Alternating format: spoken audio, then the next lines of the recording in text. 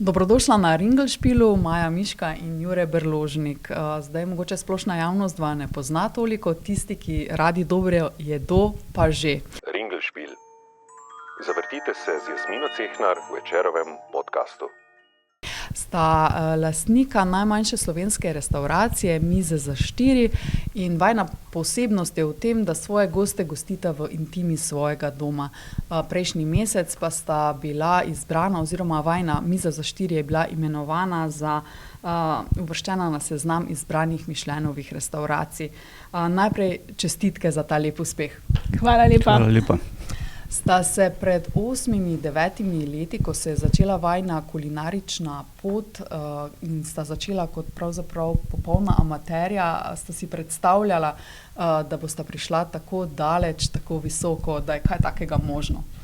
Jaz mislim, da lahko govorim v imenu obeh, da se je začelo kot hec, v bistvu, kot objavljanje fotografij na spletu za lastno dušo, za lastno veselje. Da bomo kadarkoli končala na tej točki oziroma pač pristala na tej točki, kot so danes, nikoli v življenju. Šefe? Se čisto strinjam.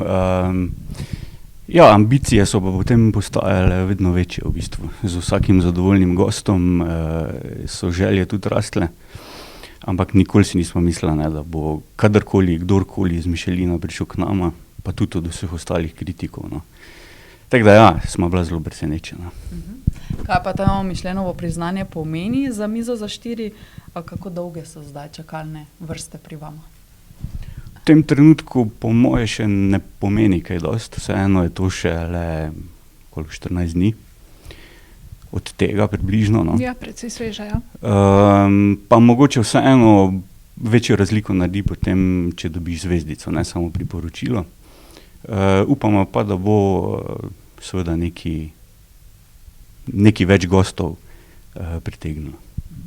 Drugače pa čakalne vrste, nič kaj drugačne kot prej, sploh glede na to, da je poletje, kjer se itak vse malo umiri, tako da bomo videli, kaj bo jesen prinesla.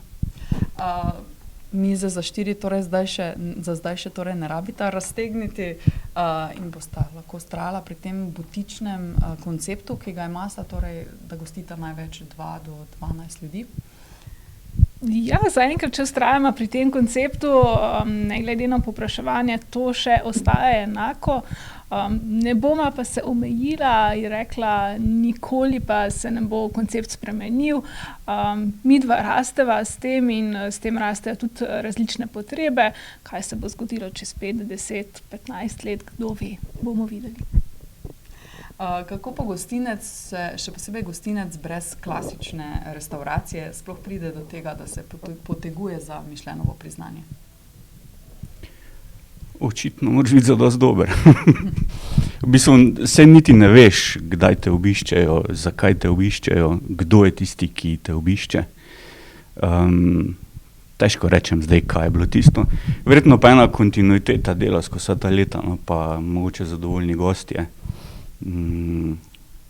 Reklama od ust do ust in pol slej ko prej očitno prije tudi do Michelina oziroma tudi do ostalih kritikov in ocenjevalcev. Tako da zdaj špekulirata, kdo je bil tisti gost ali tisti gostje, ki so v bistvu bili odločilni pri tej zgodbi? Uradno špekuliramo, neuradno pa mislim, da kar točno vemo, kdo je bil. Ker je bil specifičen, drugačen od vseh ostalih. Nikoli pa ne bomo zvedela, je bil res on ali ne. Zakaj bi tako drugačen, recimo? Že zaradi tega, ker je bila rezervacija samo za eno osebo iz tujine. Tega pri nama ni. In takoj zazvonijo vsi alarmi. Kaj pa, če je to kaj takega? Pa tudi čez cel večer v bistvu je bil precej drugačen, ko so klasični večeri. Bistveno več je bilo vprašanj takih težjih, fokusiranih na točno določene stvari in za Majo, ki streže, in za mene, ki sem v kuhinji. In največji tak mogoče namig pa je bil, ko je ta oseba pač zaključila večer pri nama in tik pred tem, da je stopil skozi vrata ven, je rekel, da po njegovem mnenju bi moglo precej več ljudi izvedeti za naju in mogoče bo on jim to povedal. Zaprl vrata in to je bil njegov zadnji komentar. Mi smo se svoje samo spogledali, kaj se zdaj dogaja, mislim, očitno je pa mogoče res bil. Pol pa spet čakaš, pa upaš, da je bil res, pa da si mu seveda bil zadosti všeč, da te bo vključil. Ker lahko bi bil tudi kdorkoli drug, mogoče že kdaj prej, pa smo videli naredila kaj narobe ali pa se mu pač ni zdelo zadosti dobro, da bi uvrstili v ta vodič. Ali pa tudi ni bilo nobenega prej, no, ne vem. Jaz mislim, da tudi prej ni bilo nobenega, ja, tako da ta je bil prvi in se je išlo, no. Sta se še posebej potrudila ta večer, ko sta slutila, da je malo drugače kot sicer? Mogoče podzavestno, ampak načeloma itak. Ko enkrat prije gost do tebe, kar si naredil, priprava je narejena, vse sestavine so pripravljene in takrat jih pač moraš postreči komorkoli na isti način. Se tudi konec koncev ni cilj tega, da, ne vem, ocenjevalcem strežemo bistveno boljše, kot pa vsem ostalim gostom, ker od gostov živiš na koncu koncev, no. Zdaj svojo uspešno kulinarično zgodbo sta začela kot amaterja v tedanjem stanovanju na Koroški cesti v Mariboru. Od takrat sta se preselila v Zgornjo Polskavo in malenkost razširila. Gostje še vedno jedo v vajni jedilnici in uporabljajo recimo vajno stranišče, ali pa že imata zdaj že nek ločen poseben prostor zanje in sta že bliže klasični restavraciji. V bistvu, ko sva šla v selitev, sva želela najti hišo, kjer bova spodnje nadstropje lahko priredila samo za goste in zgodnje za najino življenje. Tako da rdeča nit še vedno ostaja ista, gosti še vedno pridejo k nama domov, je pa res, da je ločen prostor, da je ločen prostor za njih, za večerjo, so ločene sanitarije, tako da vse stvari so ločene, tudi malenkost je lažje za najino življenje. Nekje potegne tisto ločnico, kdaj delaš in kdaj si res doma in se odklopiš od vsega, tako da malenkost so se stvari spremenile, še vedno pa ostajamo v tistem prijetnem občutku doma, topline, domačnosti. Mogoče bolj kot prostor, domač pač najin odnos do gostov, no. Ker v bistvu ne želimo, da bi... Skratka, želimo, da se počutijo kot doma, kljub temu, da ne pridejo več na tak način domov, kot so prej. Ampak mislim, ja, da je odnos tisti, ki mogoče naredi to domačnost, no. Ker poleg dobre hrane in pač, da so zadovoljni z dobro hrano, tudi z vinom, marsikdo na koncu tudi pač omeni najo, no, in najin odnos do njih. In mislim, da je to mogoče tista največja razlika med nama in med ostalimi ponudniki. Ker imamo res bistveno bolj oseben odnos do gostov, ko pa ostali. Mi smo tudi recimo že nogometne tekme na koncu skupaj gledali, kar se ponovadi v nekih restauracijah, klasičnih restauracijah ne dogaja, no. Pa gremo morda še korak nazaj. Kako se je pravzaprav zgodba z Mizo za štiri začela? Zgodba z Mizo začela se je z Gostilno išče šefa. To je bilo 10 let nazaj približno. Pač kot neka zanimivost. Maja je takrat bila še na faksu, jaz v službi in je v bistvu imela dopoldne včasih čas, da, ali pa si ga je vzela. Bolj povedano, da sem ugotovila, na katera predavanje ni bilo nujno potrebno hoditi. Doma sem spremljala Gostilna išče šefa, si zapisovala recepte, ko je prišel Jure iz službe, sva po teh receptih kuhala in na tem mestu prepustim Juretu besedo naprej, izvoli. Po v bistvu smo pač pogledala, na kak način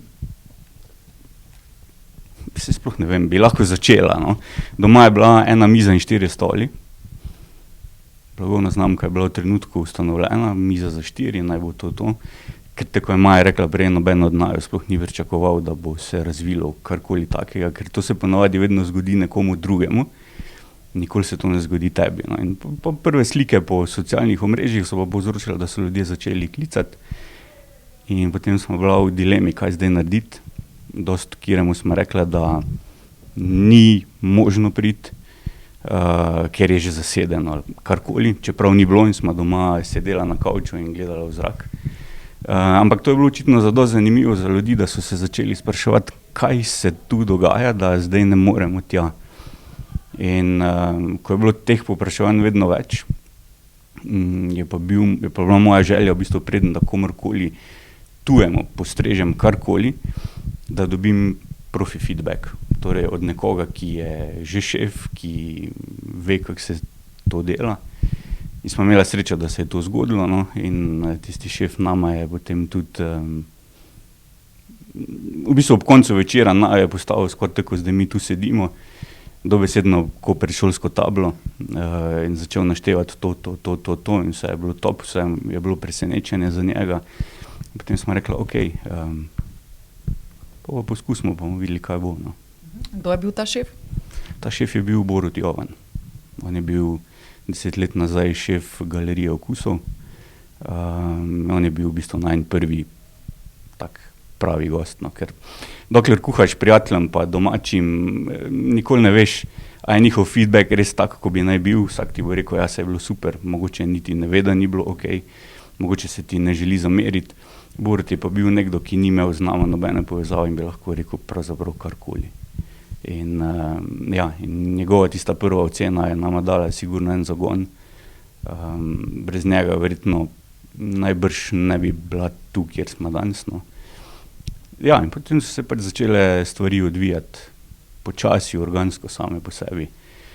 In to nama je bilo tudi ok, nismo bila odvisna od tega, če je kdo prišel, je bilo super, če ga ni bilo, je bilo pač tudi ok.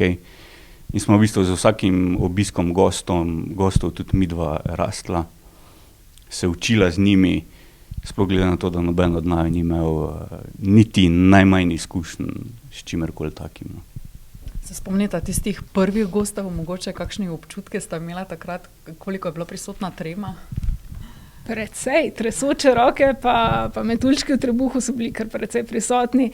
V vsakem primeru se želiš dokazati, da znaš, da zmoreš, čeprav, ko pogledamo nazaj, je to leta in leta manj izkušenj, manj neke pripravljenosti na določene situacije, v katere si vržen. Ampak mislim, da smo to tremo uspešno premagala, glede na to, kje smo danes. Ker je to takšna posebna situacija, da povabiš goste v svoj dom. V bistvu ste imela glede tega vseeno kakšne zadržke, kakšne dileme, ali vam je bilo to vseeno nekako naravno?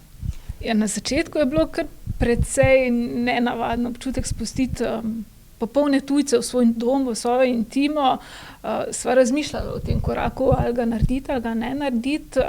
Konec koncev je dom tvoje zavete, kamor prideš po koncu dneva, kjer se sprostiš in kjer odmisliš vse, da povabiš popolne neznance v svojo jedilnico, je kar treba imeti poguma.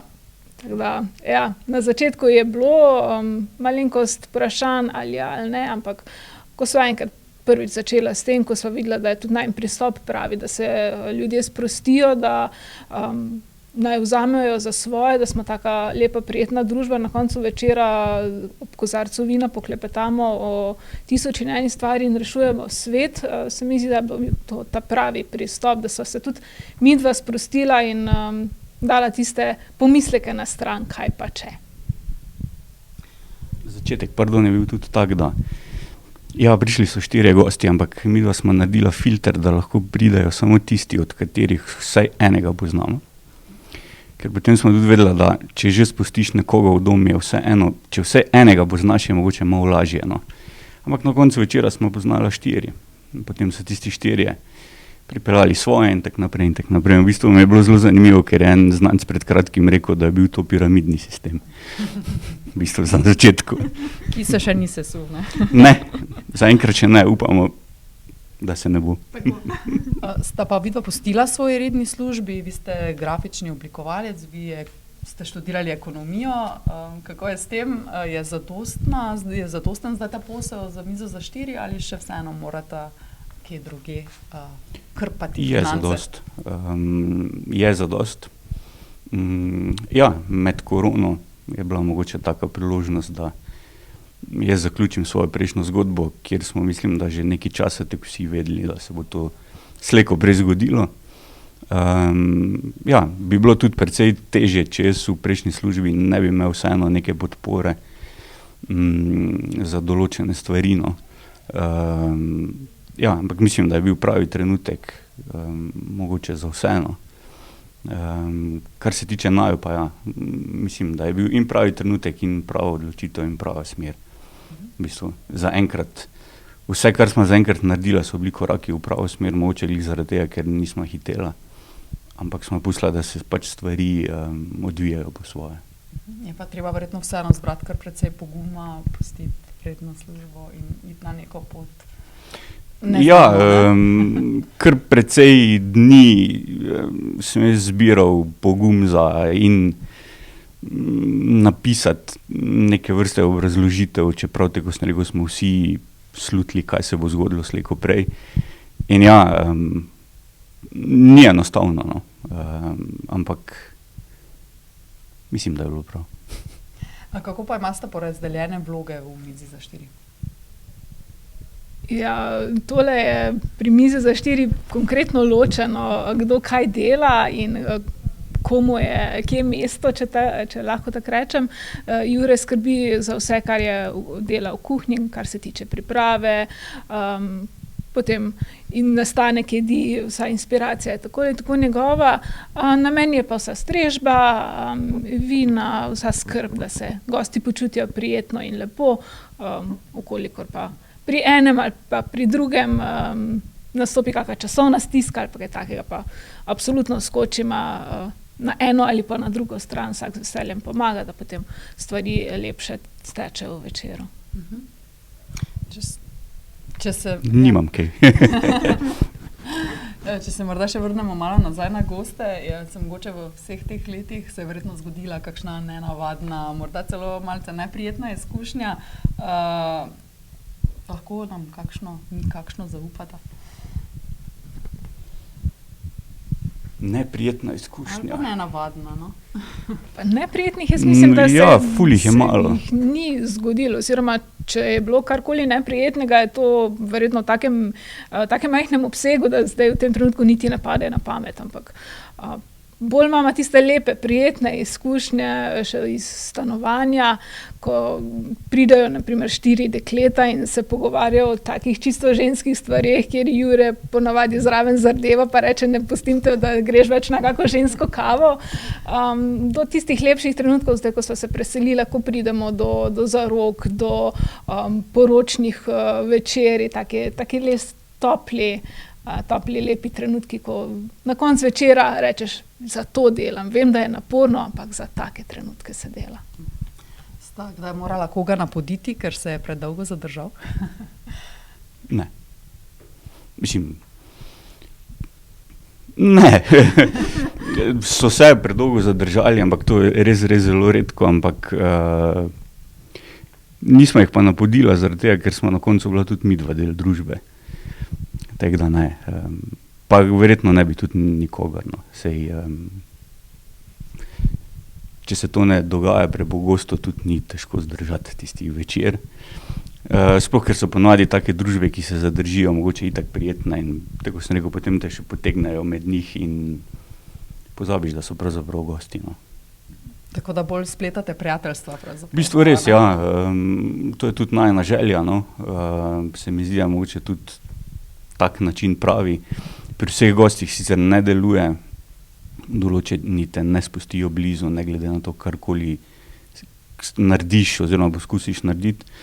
Večina jih je pa prijetnih. Saj se že vidi takoj, ko stopijo skozi vrata, že veš, večer bo top, večer ne bo v redu in redko kdaj se zmotimo. No.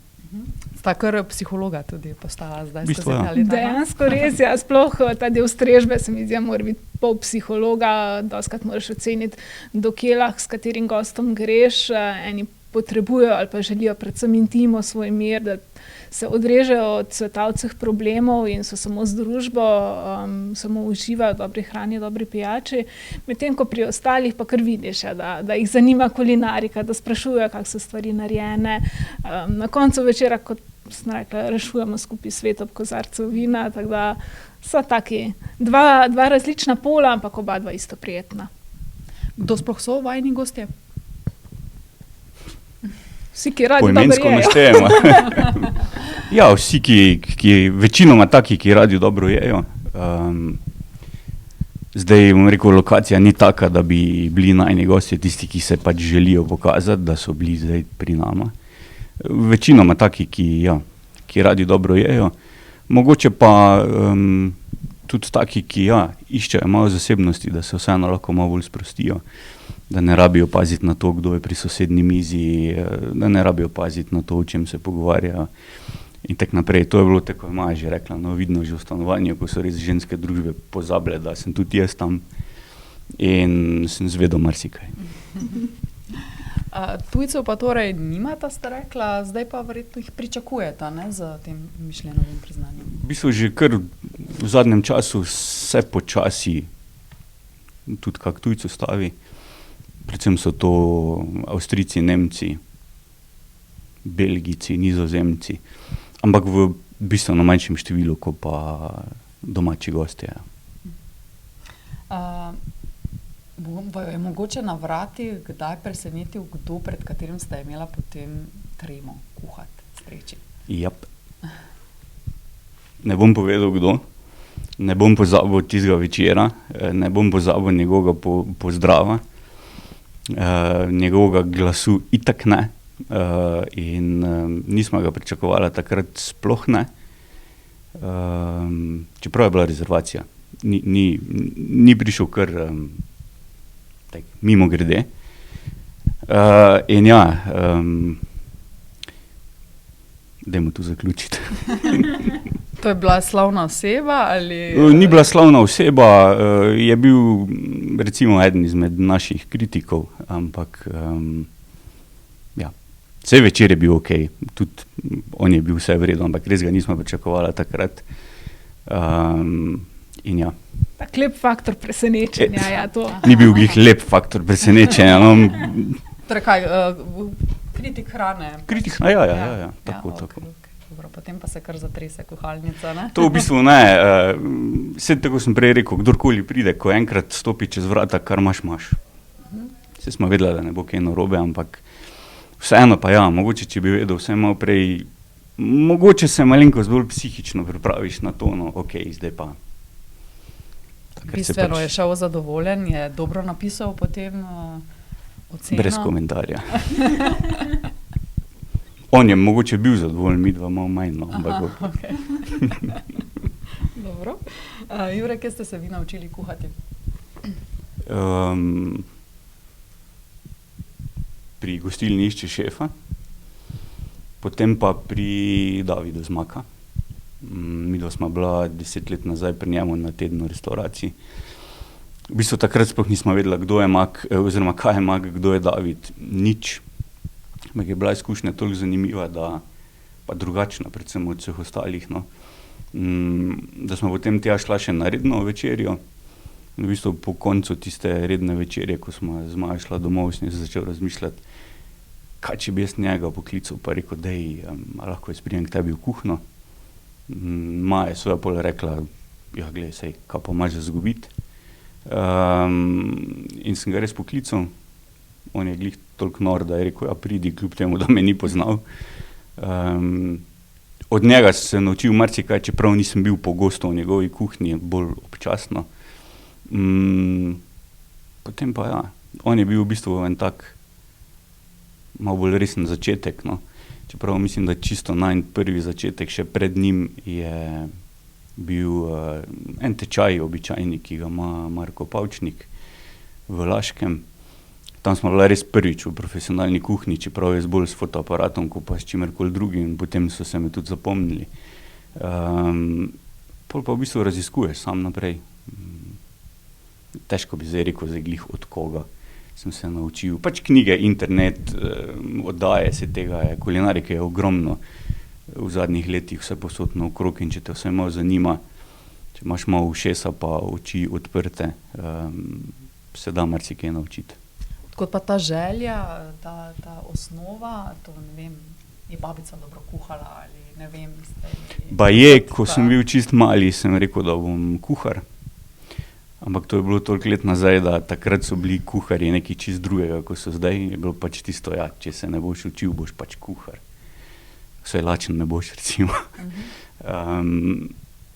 Očitno je bila nekje želja, ne vem. Ampak mogoče je celo boljše, da se je tudi pot razvila taka, kako se je. Ker verjetno, če bi šel se učiti za kuharja, bi mogoče potem pristal kje drugje.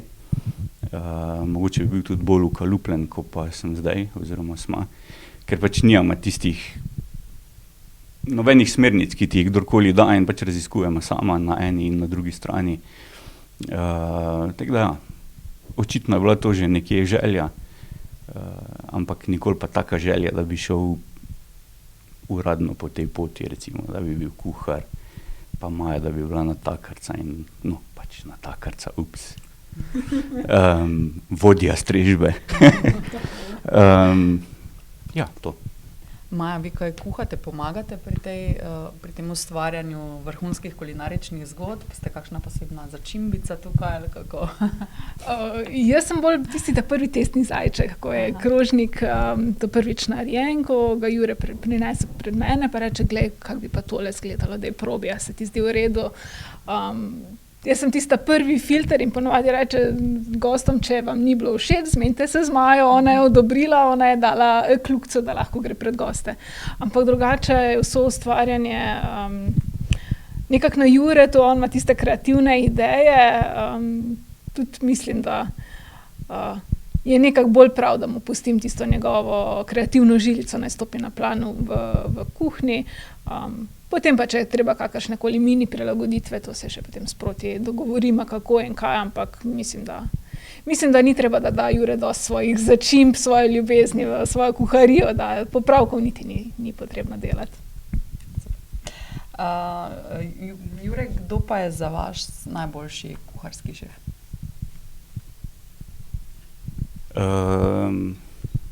Igor Jagodic je za mene najboljši kuharski šef. Šef.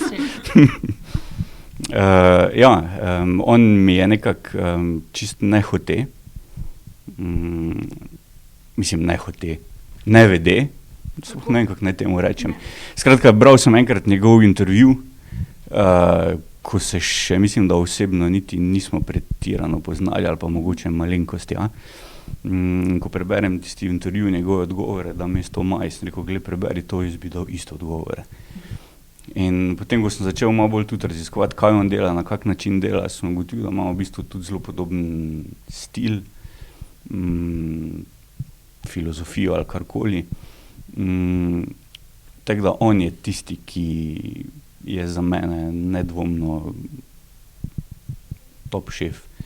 Pri nas pa mogoče tudi po svetu. No. Kakšen pa je vaš kuharski stil, filozofija? Ne vem.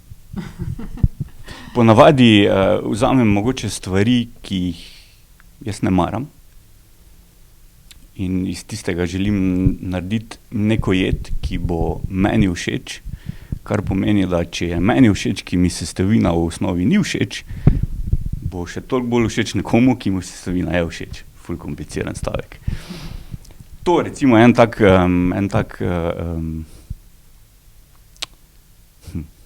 kak bi rekel izraz? Ja, rdeča nit ali pa mogoče neki izziv za mene. Ali pa mogoče tudi, ne vem, da je neka stvar, ki se spomniš iz otroštva.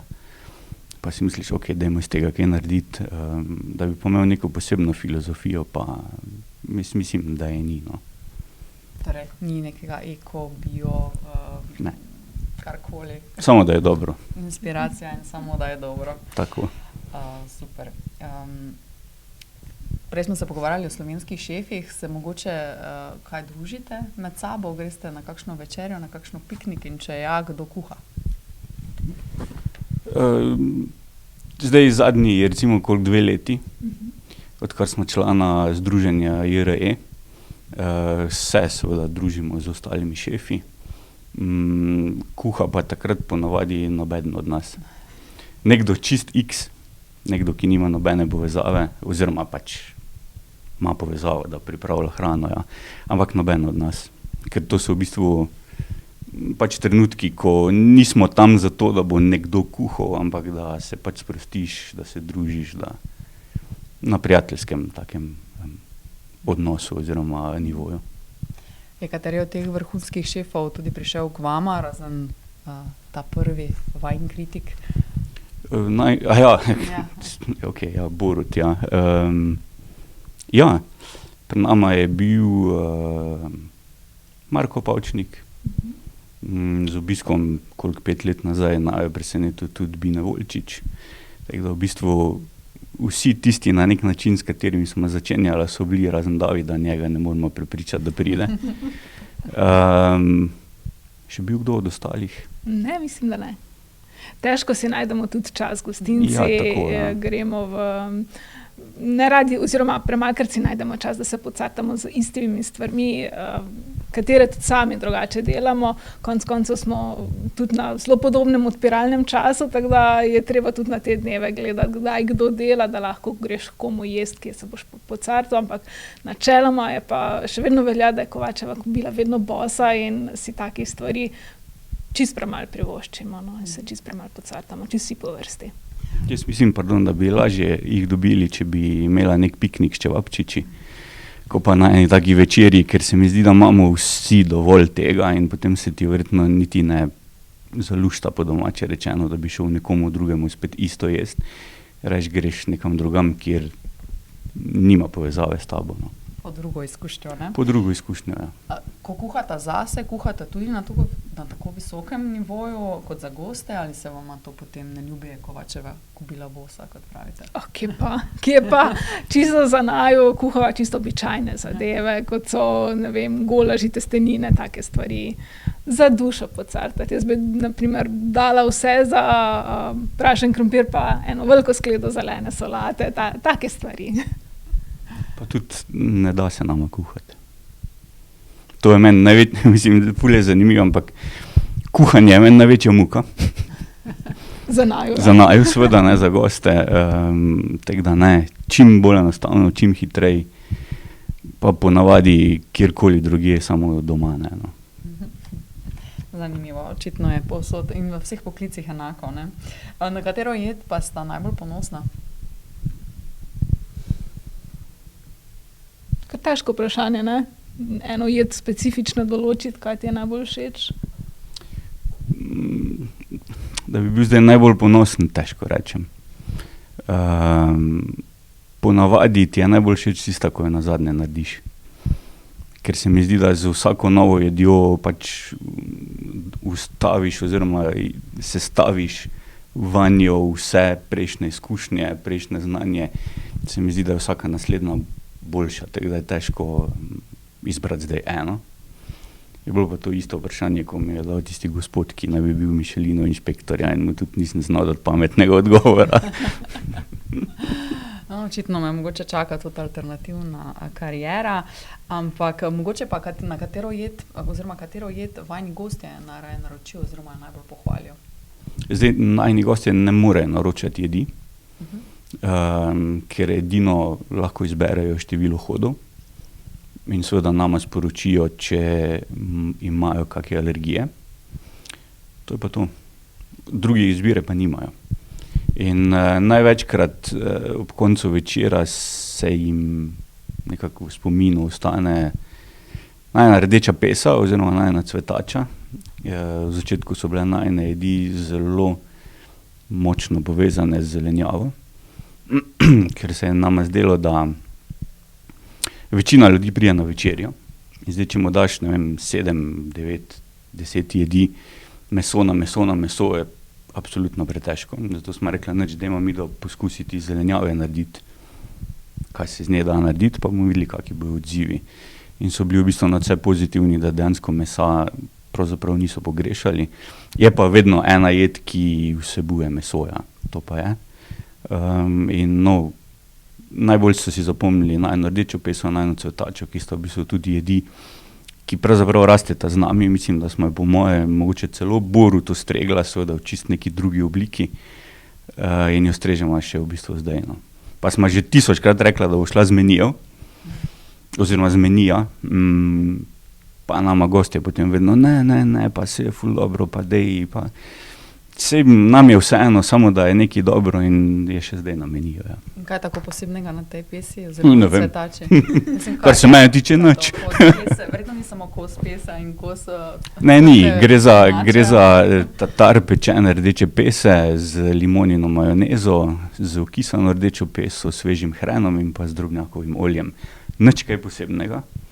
V bistvu res nič posebnega. Ampak očitno je ljudi jih preseneti, no? Ker ponavadi mogoče rdečo peso poznamo samo iz neke solate in to je to, drugega se pa iz nje tek ne da narediti, ampak nam nudi še in še možnosti.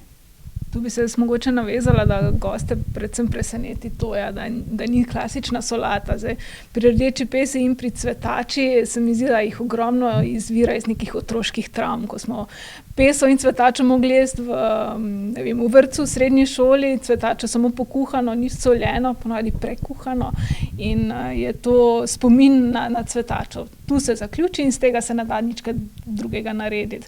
In da ti narediš neko jed, ki bazira sicer na cvetači, ima okus totalno po cvetači, ampak po še nekih dodatnih nadokusih, se mi zdi, da zna biti presenečenje za marsikoga. Mogoče celo bolj kot nek kos dobrega, res fino pečenega mesa. Na to smo že navajeni in to se mi zdi prav, da če imaš neko dobro sestavino, sploh kos mesa, da pustiš zasijati, da daš čim manj stvari zraven, ampak pri takih bolj običajnih sestavinah, kot so pa cvetača in pesa, se mi zdi pa toliko truda, pa toliko ljubezni, ko daš v obdelavo, da ti to tudi zelenjava potem vrne in to se potem pokaže tudi pri navdušenih gostih. V visoki kulinariki je eden od ključnih elementov ravno kakovostna sestavina. Kje jih dobivata vidva, tudi morda svojega vrta? Z najnega vrta, ne, enkrat smo poskusili, ampak... Se je klavrno končalo. Mislim, vse stvari so zrastle, ampak rabi spet nekoga, ki bo za to skrbel, potem, če imaš to svoje, rabiš tudi neko površino, kar pomeni, da ti spet vzame ure in ure dela in nekega razmisleka, česar pa midva v vsem delu, ki seveda to pri nama ne pomeni samo skuhati in postrežiti, ga preprosto nimamo tega časa. Zato je boljše, da nama to dela kdo drug, ki se pač s tem itak že ukvarja. Večino sestavin sicer ne dobivamo lokalno, predvsem zaradi tega, ker mogoče smo toliko mala, sigurno smo toliko mala, da si ne moremo privoščiti, da bomo šla do nekega kmeta pa rekla, glej, zdaj pa te 3 krave so pa najine, ampak jih bomo rabila v naslednjih 3 letih, na pamet govorim. In potem pač moramo iskati drugje, ker je nama pomembno, da so sestavine vedno iste kvalitete, da so na voljo takrat, ko jih midva rabimo, ne takrat, ko jih pač nekdo ima. Tako da večino stvari ne dobivamo lokalno. Kako zelenjavo tu pa tam, ja, tisto ni taka težava, ostalo pa z dobavitelji. V trgovini? Ne. Aha. V trgovini, če je res ni nobene druge možnosti, je to tista zadnja stvar. Če moraš dati nekaj na krožnik, pač letiš v trgovino, drugače pa ne. Ja. Sta partnerja tako v življenju kot v poslu in to posel oboje poteka za istimi 4 stenami. Si kdaj skočita v lase? Dostikrat. Tu je mogoče prednost koncepta odprte kuhne, da veš, da tudi če si slabe volje, pa da če pride neka nepričakovana situacija v kuhinji, da se tudi skregaš tako da, ker pač lahko gosti to slišijo in to seveda pokvari celotno izkušnjo. Mislim, da je na tem mestu dosti pomembno, da znaš ločiti posel in zasebno življenje, da težav iz posla potem ne nosiš čez par stopnic v stanovanje in se potem še po večeru skregaš. Se mi zdi, da je prav, da predihaš, da pustiš stvari potem za sabo. In to je tista ta glavna lastnost, ki smo se po moje v teh letih naučila. Jure? Nemogoče je, da se ne bi skregal. Se mi zdi, da je tudi tak posel, mogoče predvsem kuhna, če ne daš strasti v njega oziroma v njo, je brez veze, da karkoli delaš. Takoj, ko pa ti nekaj delaš s strastjo, pa tudi pride naval emocij. Ja, pač ne zdržiš v določenih trenutkih, te razjezijo stvari. Jaz pač tu nimam možnosti, da bi bil jezen na koga drugega, ker če karkoli je narobe, sem pač jaz kriv, tako da se ponovadi sam s sabo skregam. Oziroma, ja, jaz imam v kuhinji svoj sistem in ko pride Maja in mi ga bodreje katastrofa in takrat bi jo najrajši odnesel ne vem kam, ven z kuhne, v zgornje nadstropje, samo da je ne vidim, ampak ja, tako je rekla, to se, ko gosti grejo, se to konča. In pač, to je biznis. Pride marsikaj, ko se zaključi in gremo normalno spat. Maja poslu, jaz na kavč, tako da normalno. In seveda se skregata, ko si morata razdeliti napitnine, ne? Ne, tisto je pa Majino. Šala. Pri meni pa ne, čista resnica. Koliko so Slovenci kulinarično osveščeni? Po vajnem mnenju. Vedno bolj. Ja. Vedno bolj, predvsem naju veseli, da se tudi vedno mlajši gostje odločajo za naju. Veseli naju tudi odnos, kjer vidiš, da v bistvu okušajo, ne pridejo jest, ampak pridejo se kaj naučiti, pridejo okusiti, doživeti nekaj novega, popiti zraven kozarec vina, ki pač gre k tistemu krožniku, da tudi v bistvu ne najdem besede, no. Da tudi, skratka, da dojamejo oziroma da res vidijo, kaj naredi vino s krožnikom, kakaj je jed brez vina, kakaj je jed z vinom, kaj se dogaja v tem ustih, ko spiješ požirk vina, tako da je to naj ful veseli. In mislim, da se počasi premika, no. Da tudi, ali pa vsej tisti, ki hodijo k nama, so pač taki, no. Verjamem, da marsikdo ne more razumeti, zakaj zdaj midva tam nekih 6 ur kuhamo, ne vem kaj, če bi v tistih 6 urah naredil že in govejo juho in ne vem kako pečenko in solato. Ampak ja, mislim, da midva mogoče ne samo kuhamo, ampak tudi recimo kdaj koga kaj izobrazimo, no. Čemu pa pripisujeta dvig te kulinarične zavesti, kulture? Verjetno je veliko naredil tudi prihod Michelina ali teh resničnostnih šovov. Po mojem bolj resničnostni šovi, ki so bili še pred vsemi temi kritiki oziroma vodiči. Čeprav je tam mogoče kdaj tudi lahko dobiš napačen občutek, ker vse v kuhinji ni glih zdaj. Tako fajn, da boš zdaj ti samo nekaj skuhal, pa naredil pol 3 pikice na krožniku in to bo to. Tega v bistvu gostje ful ne marajo. Pikic in penic, tudi pri nama jih ni. Mogoče bolj, ja, neki resničnostni šovi, ko pa sam Michelin ali pa vsi ostali, no. Moje mnenje, ne vem. Ja, kulinarika bi postala in vkolikor se neke stvari pojavljajo na družabnih medijih, kolikor je treba vsako fotografijo objaviti, kje si bil in kaj si jedel, se mi da tudi mlade dosti bolj pritegne. Sicer mogoče 1% iz tistih napačnih razlogov, kot pokazati se, bil sem tam in je to vse. Se mi da velik odstotek je pa tistih, ki dejansko pride po izkušnjo in na koncu večera razume, kaj si jim želel povedati s tem. Vaju so morda povabili na kakšni točki na tej vajni poti v katerega od teh šovov, v Masterchefa recimo? Ja, so. Leta in leta nazaj. Mislim, da kar hitro potem, ko se je začela najina zgodba malenkost mogoče razvijati. Najprej samo mene, mislim, da 3 leta zaporedoma. Potem, ko to ni šlo, so se odločili, da bodo poskusili drugo taktiko, da bojo najo oba mogoče. Tudi ni šlo, so pač odnehali. To ni za mene kamera, mikrofon,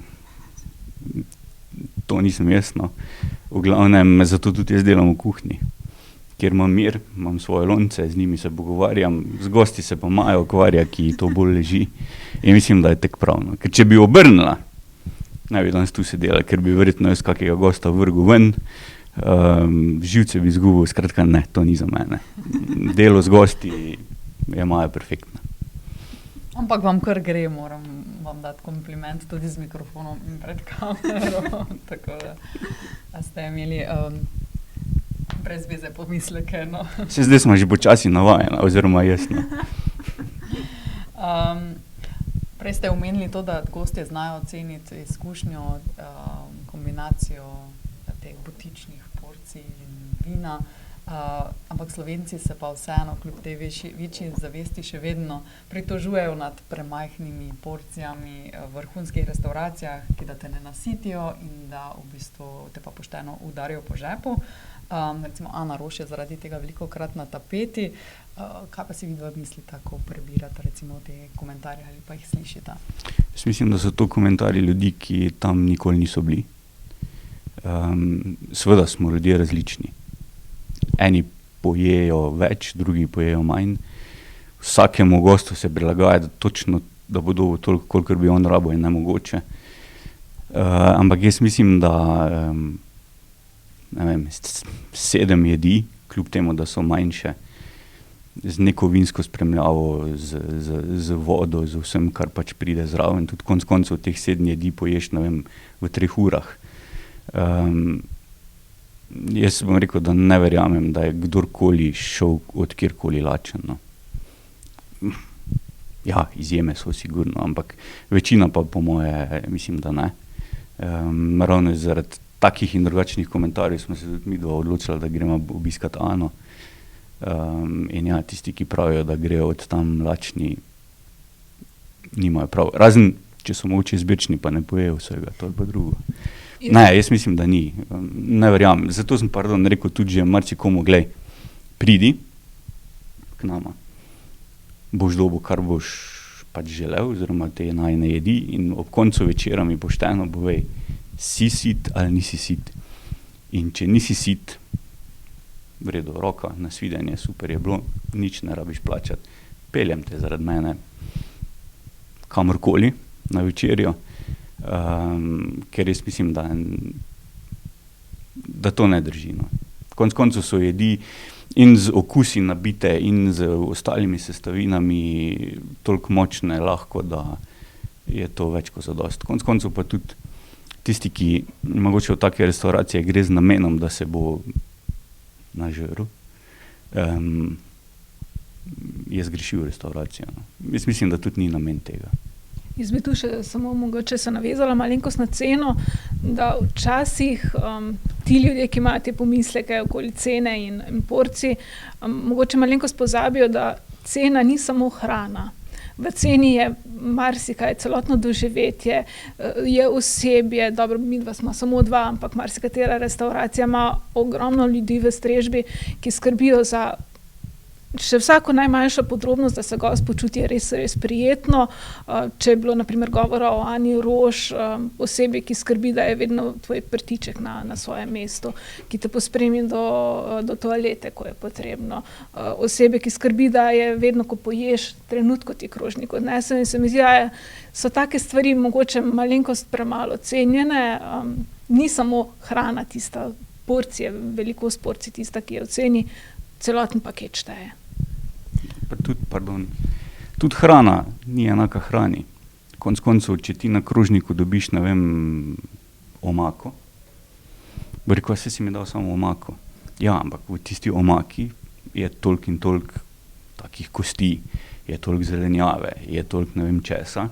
Tista omaka se je kuhala ure in ure, potem se je reducirala nekaj časa, potem je, skratka, na koncu, ja, dobiš eno malo žličko, ampak v tisti žlički je kar nekaj stroška tudi, ja, in tega ponovadi ljudje ne vidijo, ker pač, tako sem rekel, za njih je, za marsikoga je omaka, govedina je govedina, svinina je svinina, riba je riba, ampak se pa bistveno razlikujejo stvari med sabo in mislim, da je tudi prav, da smo taki in da so drugačni, pa mislim, da je samo hrana taki je večen problem, večno na tapeti. Za vse ostale stvari je čisto enostavno dati tudi take vsote denarja ali pa mogoče še več, pa je to nekaj čisto normalnega, za hrano pač ne. To pa mora biti ogromna porcija, mora biti poceni. Mogoče se takrat tudi ne zavedajo, da tisto, kar je poceni in ogromna porcija, pač vprašanje, kako potem to tudi vpliva na tebe, kaj pravzaprav ješ in ne vem. Tako je moje mnenje. Koliko pa se plača večera pri vama? Od 65 evrov naprej. To ima Maja bolj čez. Če mene vprašate, jaz res zmenite se z Majo, ona ve. Zlonci, Ja, tako. Takrat, ko pridejo gosti zaplačati, se jaz ponovadi skrijem čisto nekam. Ne, pusti me pri miru. Ne, cenovno se gibljamo od 65 evrov na osebo za 5-hodni meni do 100 evrov na osebo za 9-hodni meni. Vi še vedno drugače skrbite za vinsko spremljavo? Pri vinu je zelo podobna filozofija, kot je bila pri Juretovi hrani. Zdaj, kot rečeno, sva začela iz nič znanja, tako kuharskega, kot tudi iz vinskega, iz someljejskega sveta. Takrat sva rekla, veš kaj, malenkost bi predolgo trajalo, da bi šla v vse someljejske tečaje in prišla do te stopnje znanja, da bom lahko res naredila super pairinge. Zato sva se obrnila na 2 zunanja svetovalca, in sicer imamo 2 zunanja someljeja, s katerima sodelujemo. En je Jernej Lubej, pokriva predvsem štajersko področje, ga ima res v malem prstu. Drugi je pa Valentin Bufolin, ki pa in someljejski prvak Slovenije in skrbi za večino najnih pairingov, za tudi vinsko karto, tako da so stvari podprte in z znanjem pijejo vodo. Jaz pa kot spužvica črpam njuno znanje in se mi zdi, da se v praksi veliko več oziroma hitreje in bolj intenzivno učim vsega znanja, kot ga bi pa dobila v skriptah in letah učenja in odpiranja različnih steklenic. Omenili ste štajerska vina, torej se vam zdi pomembno tudi vključiti te lokalne ponudnike, ki jih imamo kar nekaj na tem območju. Kar se tiče vina, poskušava pokrivati vse vinorodne dežele Slovenije, plus nekaj Francije, nekaj tudi ostale tujine.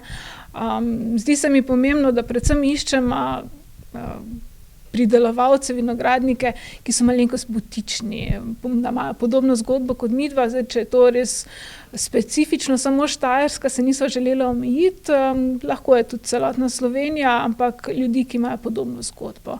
Nekako pašejo z roko v roki k nama, pa tudi mislim, da je malenkost lažje, če te nekdo podpre na začetku, takrat, ko potrebuješ. Tudi midva smo bila na začetku zelo vesela kakršnega koli sodelovanja, kdorkoli je ponudil roko, sva jo z veseljem sprejela in se mi zdi, da je prav, da v istem zanosu oziroma v istem tonu nadaljujemo tudi zdaj. Morda tako splošno vprašanje, kaj so trenutno vinski trendi? To je pa toliko odvisno od okusa, isto kot pri kulinariki, kot pri hrani, ko pač ni debate, ali je dobro ali ni dobro, je isto pri vinu. To je toliko odvisno od osebnega okusa, da karkoli sugeriram, bi bilo tudi čist narobe. Kako pa ocenjujete kulinarično ponudbo Maribora in okolice? Kaj je njen presežek, kaj morda manjka?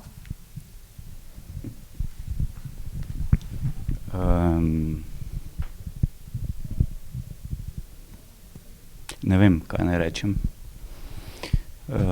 Mogoče bi lahko bila mariborska ponudba malo boljša, ko je. Se najdejo stvari, ki so dobre, no. Se pa najdejo tudi stvari, ki nažalost niso. Težko mi je zdaj ocenjevati druge.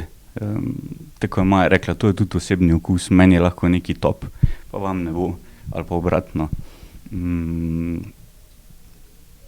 Ne vem, mislim, da se počasi mogoče se razvija, no. Ampak glede pravzaprav, da je to drugo slovensko mesto, največje drugo slovensko mesto, bi mogoče lahko bilo tudi na področju kulinarike malo bolj razvito. Zdaj, kaj je temu vzrok, ne vem. Ampak se mi zdi, da Ljubljana tu vseeno krepko prednjači pred Mariborom. Morda tudi kupna moč, ne nazadnje, ne? Lokalnega. Mogoče ni, ne vem. To je recimo zanimivo, tudi smo mi opazili takrat, ko smo še delali tu v Mariboru, je bilo Mariborčanov bore malo. zdaj, ko smo na Polskavi, jih je recimo bistveno več, ko jih je bilo prej, pa so naju imeli pred nosom. Tako da mogoče, ne vem, mi dva nimamo take pač izkušnje, no, da bi sami lokalci bili pri nama, skratka, z nama se vozijo iz cele Slovenije. Ne vem, mogoče pa je problem v ponudbi, no, ne vem. Ker se mi zdi, da če imaš neko dobro ponudbo, nekaj, kar je ljudem zanimivo, se bojo pripeljali od kjerkoli. Če pa ne, pa jih pač ne bo. No. Mogoče je tudi eno tako, kaj so jim mišljenje, že se tu na Štajerskem tak nič ni, saj jim nimamo nič za ponuditi. Pa mogoče ni resno. Sej avstrijska Štajerska, zelo blizu naše Štajerske, pa se mi zdi, da iz vsake malenkosti znajo narediti bistveno več kot pa mi. No. Ponavadi se pri nas najprej skregamo, potem pa itak se skup nas mine in se iz ničesar nič ne naredi. Eni pa pač to naredijo in stvar gre. Ne vem, težko. Maja, kaj vi razmišljate? Jaz se pridružujem mnenju, mogoče bi tukaj pozvala vse mlade, ki želijo na kulinarično pot, da vztrajajo.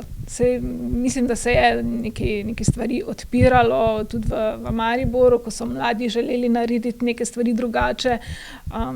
Jaz bi rekla, da ne vztrajajo na svoji poti, ker se mi zdi, da za mlade podjetnike sploh na področju kulinarike se dosti prehitro potegne črta, pa se reče, ne vem, je bilo pa zdaj 2-3 slabi meseci, pa ne bomo več vztrajali. Ampak se mi zdi, če imaš neko ta pravo pot, pa produkt oziroma storitev, za katerim res stojiš, se mi zdi, da je prav, da vztrajaš, mogoče se zato tako hitro tudi določene kulinarične zadeve končajo, ker se ne vztraja preveč dolgo.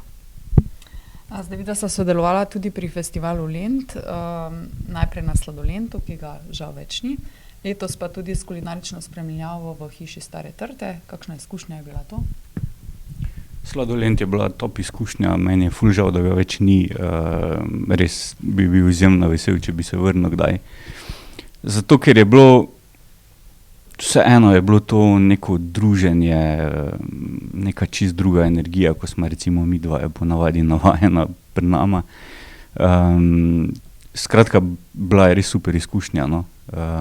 Že prej, ko nismo bila na Sladolentu kot ponudnika, ampak kot gosta, in smo v bistvu razmišljali, pismo se bi bilo super, če bi enkrat midva tudi lahko bila v tej hiški, no, in pol smo bila. Tako da smo v bistvu spoznala obe plati in je bilo res top. Hiša Stare trte pa tudi, zdaj v bistvu v okviru festivala Lent smo bila prvič, drugače smo pa že tudi prejšnja leta sodelovali potem v sklopu, kaj je že tisti jesenski festival, festival Stare trte, mislim, da. In je v bistvu bilo tudi tisti dogodki rastejo, no. Če primerjamo s prvim, ko je bilo, mislim, da ne 3 leta nazaj, pa zdaj z lanskim je bilo nepredstavljivo in lani je bilo res odlično in organizacija in urejeno in večer je bil res na nivoju. Mislim, da tudi ljudje so bili zelo zadovoljni. Letos pa tudi, čeprav, kolikor res vem, je bila letos v sklopu vinskega lentanja prvič prisotna tudi kulinarika. Tako da mogoče še to morajo ljudje malenkost osvojiti, da ne greš samo poskušati vina, ampak da lahko tudi kaj poješ. Ampak ja, cilje, ki smo jih imeli, smo si zastavili, obratno, smo jih doživeli oziroma dosegli. Gostje so tudi bili zadovoljni, vsaj kolikor je prišlo nazaj do naju. Tako da ja, spet ne vztrajajo še naprej, pa midva se bomo odzvala. Tako da ja. Vedno s veseljem, to bom dodala, da pred hišo Stare trte na Lentu je taka super energija, zato se vedno tako z veseljem vračamo, se odzovemo na vsako povabilo. Se mi zdi, da tudi ljudje so na takih večerih dosti sproščeni, odprti za poskušanje novih stvari. Nama je pa, kot je Jure rekel, ja, veliko veselje priti iz domače kuhne, se malenkost tudi podružiti, poklepetati. Spet ne preveč, ker potem je treba še vedno jedi pripraviti, pa da niso stvari hladne, ampak ja, vedno je luštno na takih festivalih sodelovati, zato se vedno z veseljem odzovemo in ko mi čakamo naslednje leto. Tudi tako je bilo na začetku, mogoče iščeš take priložnosti in potem ti jih nekateri ljudje dajo. In se mi zdi, da potem tudi ni fair, da pa čez par let, ko mogoče se tvoja zgodba razvije v vse smeri, da pa pozabiš na to. No. Če nama je bilo 3 leta nazaj super, ker naj je nekdo poklical, če lahko prijema na Lent kuhat, bo nama isto super tudi zdaj in ja, bomo z veseljem rekla, itak pridemo, sej. Vse smo konc koncev na nek način edino z roko v roki lahko nekaj dosežemo. No. Glede tega, kaj s kulinariko na festivalu Lent v prihodnje, je še nekaj odprtih vprašanj. Kako bi organizirala vidva, če bi imela to moč? Morda kak konstruktivn predlog za mariborske organizatorje za naprej. To so bili ti food trucki, recimo, ne? Jaz bi vrnil nazaj sladoled. Kolikor se da podobni obliki, kot ja, je bilo. Tako. Ker je vseeno, tam so le bili najboljši slovenski šefi. Mogoče malo nekaj drugega kot klasična neka street food ponudba.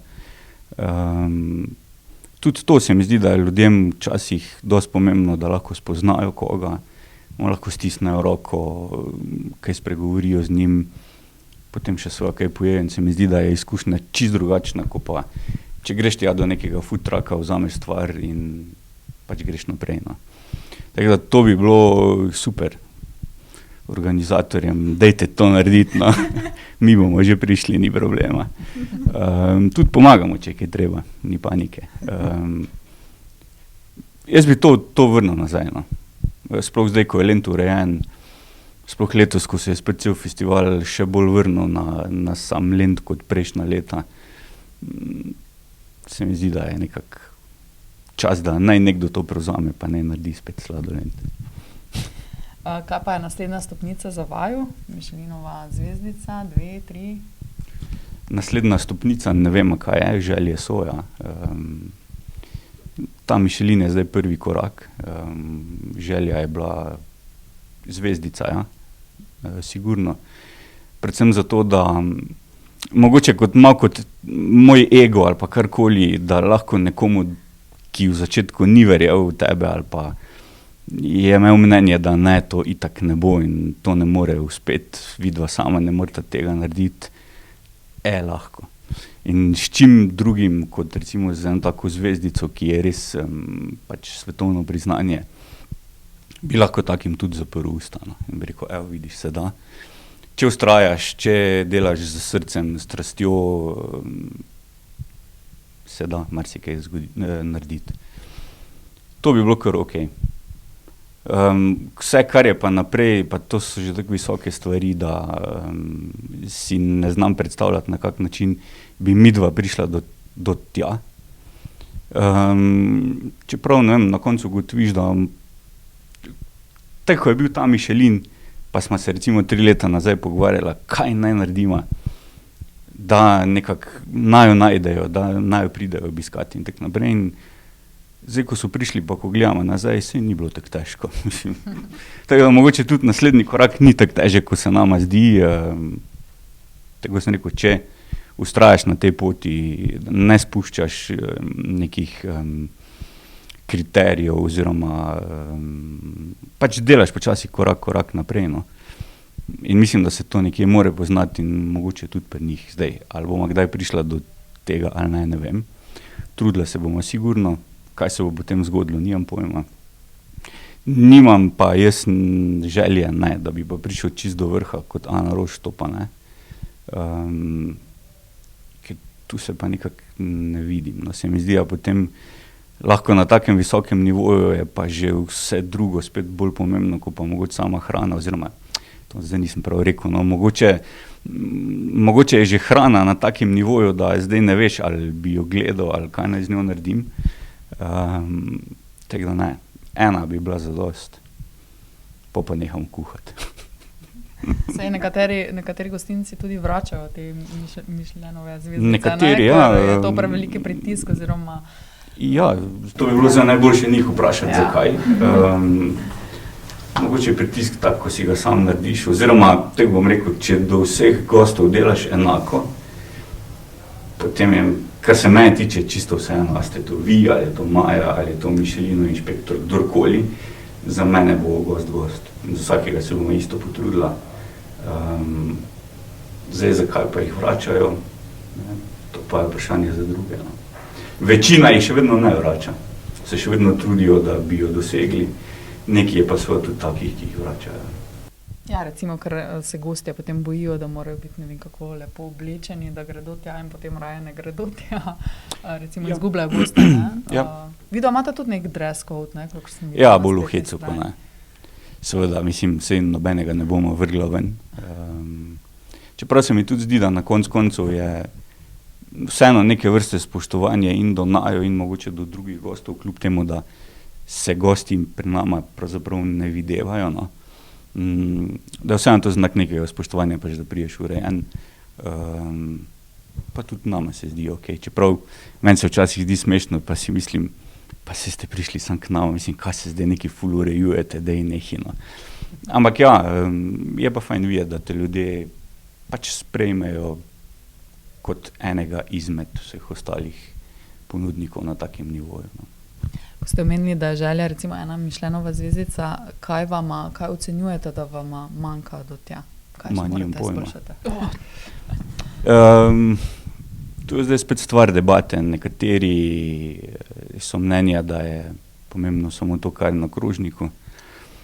Drugi so mnenja, da to ni čisto res, sploh glede na to, kdo recimo dobiva zvezdice, ne samo pri nas, tudi v tujini. Tako da mogoče, ne vem, to je res težko reči. Mogoče ni toliko daleč, ko se zdi, mogoče je pa bistveno dlje, ko se nama zdaj zdi. Ampak, če se recimo midva primerjamo z ostalimi, se mi zdi, da med nami, kar se tiče hrane, mogoče vina in postrežbe, ni bistvenih razlik. Mogoče res detajli odločajo. Lahko tudi mogoče, ne vem, sam inšpektor se konec koncev, če bo enemu všeč, drugemu pa ne. Kje se bojo sedine, ne? Mogoče nama manjka malo posodobitev ambienta. Ne vem, res ne vem, kaj bi bilo treba spremeniti. To bi bilo tudi zanimivo vprašanje za druge, kaj so spremenili iz enega v drugo leto. Če sploh so kaj? Če sploh so, ker jaz mislim, da večinoma jih ni, vse tiste, ki jih malo bolj poznamo, no. Zakaj, ne vem, lani, predlani niso dobili zvezdice, naslednje leto pa potem so jo, ker tako sem rekel, koliko midva poznamo, ni bistvene razlike. Je pa res, da midva ne poznamo seveda vsega, kar oni dejansko delajo, no. Ne vem, po mojem so to taki mali detajli, da res ne vem. Sporočima, ko bomo tako davč. Se slišimo drugo leto. Velja. Najlepša hvala, da ste bila moja gosta. Večerove poslušalce in poslušalce tega podcasta pa vabim tudi na druge naše kanale in www.večer.com. Hvala lepa. Hvala.